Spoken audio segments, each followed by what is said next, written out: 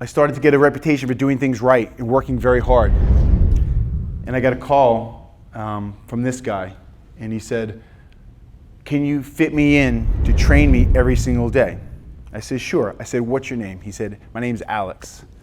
I said, "Great, Alex. What do you do?" He said, "I play baseball." Okay. Where do you play baseball? Softball down Flamingo Park in Miami? He goes, "I play for the Yankees." I said, "Oh, I think I know who I'm talking to." "Sure." I'm like, I think I'm on the phone with Alex Rodriguez.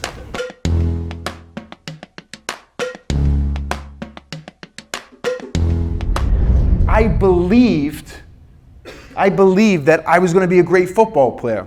The reason I believed that is because when I was born, Dr. Jean Lemaire told my mother, "Your son is big, has big bones. He's going to play in the NFL." And my mother looked at him and said, "What's the NFL?"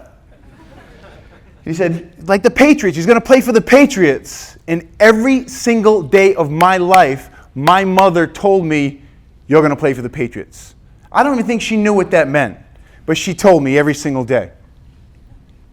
So believing that, she programmed it in my head, I would do anything and everything to train for football. I remember training in the parking lot. I remember training on the field. I remember hopping the fence and getting a scar on my ass from the fence, ripping into my shorts because it was locked that I wasn't supposed to be in there. And I grew from 149 pounds to my sophomore year is about 180, 185, then 215. My senior year was 230 pounds. And I wasn't good, but I did have a reputation for going hard, as I told you before. And in my senior year, a coach came to my game to watch the running back for the other school. His name was Garth Camara. Garth Camara was really fast, speed demon. And on this play, I'll never forget it, this play literally gave me the opportunity of a lifetime. So Joe's the running back, because I know he's a great athlete. Joe's the running back. He gets a toss this way. I take a false step because I'm playing linebacker. I went this way. The offensive lineman cut my feet. I went right on my face. I said, "What the fuck?" I got up. I started sprinting downfield. I was running full speed, knowing I'm not going to make the play. I ran about 50 yards downfield. I dove with my eyes closed, and I pulled the kid out of bounds from a horse collar, which was legal back then, right? And that coach saw it and said, literally, he told me the story later on, "You don't see that every day."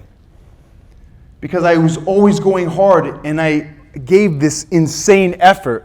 And that effort was laying the groundwork for the rest of my life. Right after the game, he walked down to the locker room and he said, "My name is Jim Reed. I'm the head coach of the University of Richmond. You have a full scholarship at the University of Richmond." And I said, "We can't afford that."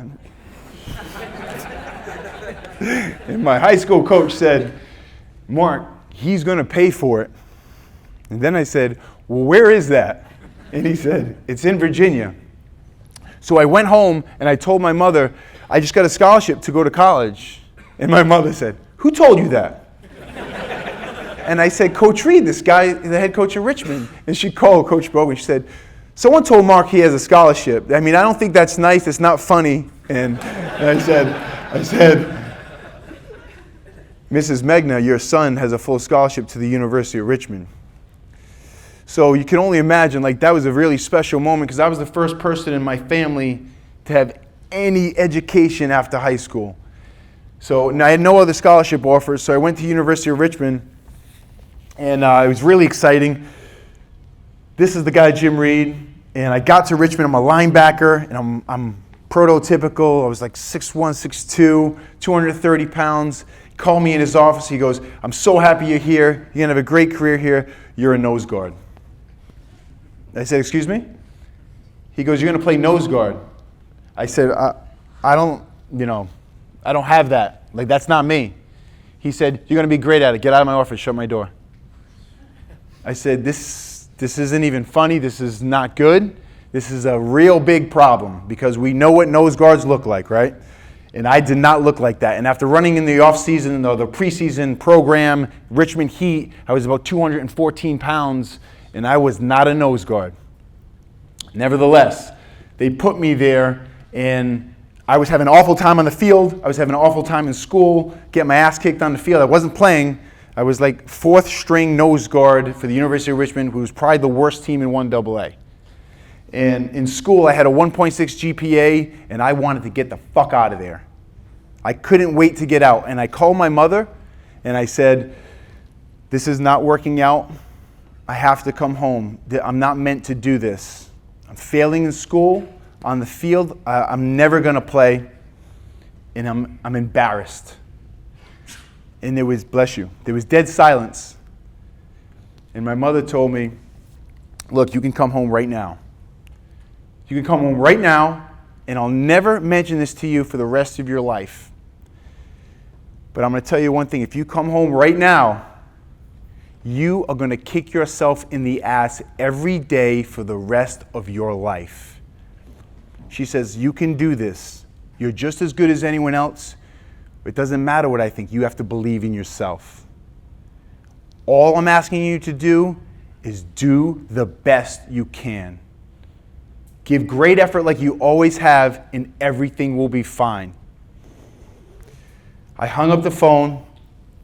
It was like a rebirth.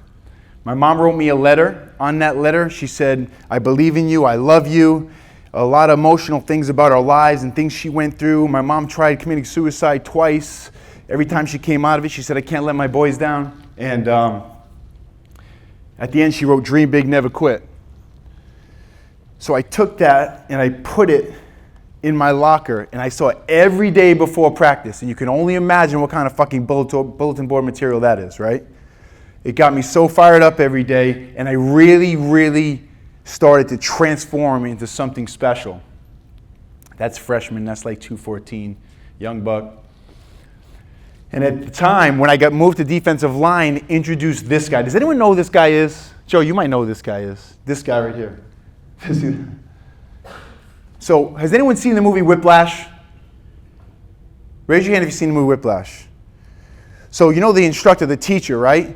This guy makes that teacher look like a choir boy. Like this is Joe Cullen. He's been in the NFL. He's a legendary NFL D-line coach, and he was my coach. And I'll tell you something, he made me want to quit football every single day. Because he rolled me, he's like Bobby Knight on steroids. He was nuts. But Joe Cullen, the great thing about Joe Cullen is that if a position coach didn't want you, he wanted you. He's like, I'm going to make this kid a star. How did he do it? He busted your ass and rode your ass. And when you had to redo a rep, he didn't make you do it once, twice, 3 times. He made you do it 15, 20 times in a row. So when they snapped the ball in that game, it was like, bam, spin right into a TFL. So guys were having 5, 6, 7 TFLs in a game, and they were like, how the fuck are these kids making plays, and where did they come from? It was because of him. Like, we gave great effort, but he would get fucking water from a rock, really. So, knowing that, I mean, I went from a kid who barely got a scholarship to a pretty good player. And that's the note from my mom. That's actually the stickum. She had stickers, those yellow posts all over the house. And that's me getting excited, celebrating at the University of Richmond my senior year. I go through my senior year, and all of a sudden scouts are showing up, and I realize they're showing up for Marc Megna, and I don't understand what's happening because I'm such a long shot from a small school, and everyone's going, now it's, you are way too small to be a defensive lineman. This kid can be a linebacker. And I'm like, no shit, that's what I came to school for, right? So now they're like, well, the NFL guys think I can, but you guys thought I can't. That's a long story. Anyway, I trained in the off season. Very similar story. I lived in a very small confined area in the off season. I worked my ass off. There was no pro combine programs, none of that shit. I trained myself. I went to the library. I gave them my driver's license. They gave me a video camera. I set that video camera up, and I watched every single piece of that pro shuttle. Every single piece of the 40-yard dash start time. I didn't have anyone training me, aside from the strength coach who would throw me some drills here and there. He'd say, do this. And I literally trained myself. And 225, whenever the scouts showed up, I had to do 225. I had to do 225 bench press tests every single day.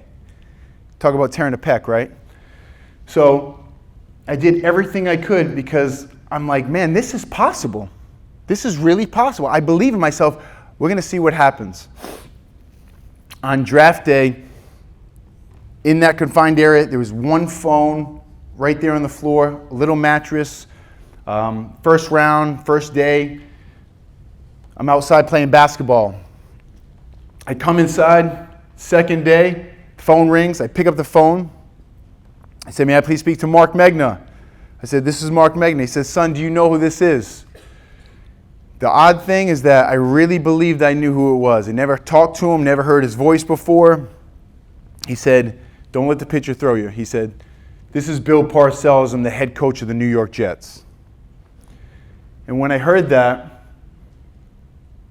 I almost started to like shake because I was so excited and emotional. And he said, I believe you can play linebacker for us in New York. Can you do that for me, son? I said, yes, sir. Can you rush the passer on third down? I said, yes, sir. He said, can you play special teams for us? I said, sure, why not? Right? So he said, we're going to take you with this next pick. Welcome to the New York Jets. I hung up the phone, very emotional moment. Immediately called my mother. We're all crying, tissues. And I went to New York. I was only in New York a very short time, through the preseason, beginning of the season, and then I was released. And I was pissed and embarrassed. But it was a godsend because the next day I was picked up by the New England Patriots. So it worked out, and that doctor was right.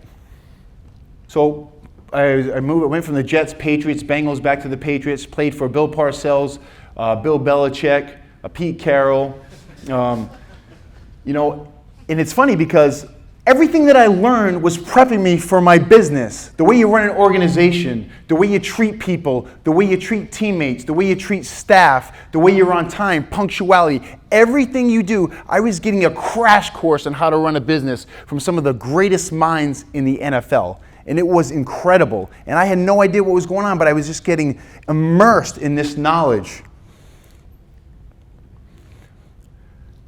This is just first year on the practice squad, and then when I was called up and made the team. And I'll tell you what, in the locker room, Willie McGinnis, you guys know who Willie McGinnis is? You heard of him? So Willie McGinnis, I would sit right next to him, and he'd say, hey, Mark, how are you feeling today? I'd say, I feel pretty good. He goes, good. Because see those 4 guys they just brought in to get equipment? They're here to take your spot. So if you don't have a good day, you're going home. And everything. So to me, everyone, they go through the motions in practice and then you play hard in the game. Dude, practice was a game for me. I had to go hard. I had to be the first one down in kickoff. I had to do everything perfectly or they were sending me home because I was definitely not a star. So played in the NFL, went to NFL Europe, back to the NFL, NFL Europe, back to the NFL. Then I went to Canada, played from 2002 to 2006 for the Montreal Alouettes. Played for the Berlin Thunder in Germany, played for the Barcelona Dragons in Barcelona. And then I hooked up with a supplement company, and they started to pay me just to be in ads. And I thought that was really cool at the time. I thought it was really cool at the time because this was one of my heroes, and I wanted to be like him. Look, obviously that picture is a little distorted. I just want everyone to know that. I'm going to be honest. And ironically, this guy's birthday is July 30th. That's my birthday as well. But I thought this was really cool, but I realized this is not what I wanted. It was a dream of mine to be on that magazine. No joke. Of course it was. But this was not what I wanted. I wanted something bigger. I had a grand vision, and it was about helping people, sure. But it gets better. When I'm done playing football, I get a job at a place called Equinox Fitness. You know Equinox? Heard of it? Of course, right? Equinox Fitness, global gym, very successful luxury gym, and I'm working there. The first day I'm there, the manager walks over to me. He says, Mark, come here for a second. He goes, I want you to clean the floor. And he throws a towel at me. And I was like, man. As I'm thinking of creative ways to kill this gentleman, I'm thinking, I have 2 options. I can act like, I stick my ego into it and say, I have too much pride for this, or I can handle this like I handle everything else. So I got down on my knees and I started scrubbing the floor right in front of him, and I kept getting water and scrubbing the floor all over the floor. And he looked at me and said, "What the hell are you doing?" I said, "You told me to clean the floor." He says, "Yeah, but," I said, "Yeah, but we're going to need some sort of buff and shiner because this floor looks like shit. I don't know who was responsible for it before, but I'm responsible for it now, and this thing's going to shine." He looked at me like I was crazy, and I said, "Look, you asked me to clean the floor. This is how I do things. If I'm going to do it, I'm going to fucking do it right." So, working at Equinox, as I'm working at Equinox, I want to train athletes and work with athletes. So a sports agent friend of mine got me a meeting with Pete Bomarito. I started work with Pete Bomarito, and Pete didn't pay me, and that was fine because it was an honor to work there. He said, "You're going to intern." And I was a fucking hard-working intern. I mean, I was 31 years old, and I worked nonstop, around the clock. I did that for 2.5 years. So I'm working at Equinox. At the same time, I'm working at Bomarito Performance. At the same time, training private clients. And I picked up a client, a Jewish woman from the Jewish area in Miami. And I said, "You don't have to pay me, right? Just like Joe, you don't have to pay me. I don't want you to pay me. I want you to see real results first. When you feel I'm fit to receive pay and you like the results, then you can pay me." So I don't really have any clients at Equinox. I'm not getting paid at Bomarito Performance. I'm not getting paid from this woman, and I just trained her. I mean, I probably trained her 50 times before I got any money. I worked there for 2 years before I got any pay. And it was fine with me because I wanted to show them that I knew what I was doing, and I wanted to be over the moon because they were training with Marc Megna. So finally, I showed up one day at that woman's house, and she gave me a check for $5,000. And I was going to work those sessions off, man. And it was a great day because I finally had some money. I had spent all my earnings on my family from the NFL. I wasn't the wisest investor. And then I started to get a reputation for doing things right and working very hard. And I got a call from this guy. And he said, "Can you fit me in to train me every single day?" I said, "Sure." I said, "What's your name?" He said, "My name's Alex." I said, "Great, Alex. What do you do?" He said, "I play baseball." Okay. Where do you play baseball? Softball down Flamingo Park in Miami? He goes, "I play for the Yankees." I said, "Oh, I think I know who I'm talking to." "Sure." I'm like, "I think I'm on the phone with Alex Rodriguez." My wife, my girlfriend at the time, and she's like, "What did he say?" He said he wants to train with me. So I started training this guy every day, and because I started training this guy every day, it didn't hurt. Because I'm training him, all of a sudden people think I have all the answers, which I certainly don't, but it really, really helped my business, obviously.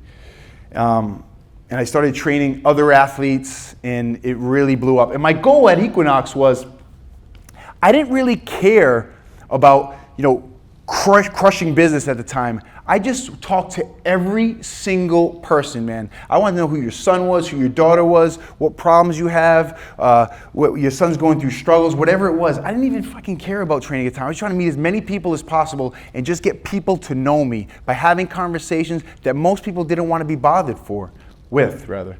So I'm at Equinox, and one day I'm walking through the main floor, and I treated Equinox like it was my place, okay? I would clean it up, weights organized. Someone didn't put weights away, forget about it. I wouldn't say anything, I would just clean it up myself. And I'm walking through the main floor one day, and I stopped, and I turned around, and I bent over, and I picked up a little piece of paper, and I put it in my pocket, and I walked. And I heard a guy say, "Hey!" And I put my hand on my chest and said, "Are you talking to me?" He said, "Yeah, I'm talking to you. Come over here." And this guy was on the Stairmaster. So I walk over to the Stairmaster, and I said, "What's up?" He goes, "What the fuck are you doing?" I said, "Well, this floor is a mess." I said, "I was picking it up with my hands, but I'm going to try to find the vacuum to clean it up because it looks like shit." He goes, "Are you crazy?" I said, "No, I'm not crazy." I said, "Someone's got to do it. And apparently the person who has this for a job isn't doing a good job, so I'm going to do it." He said, "I think someday we're going to be in business together."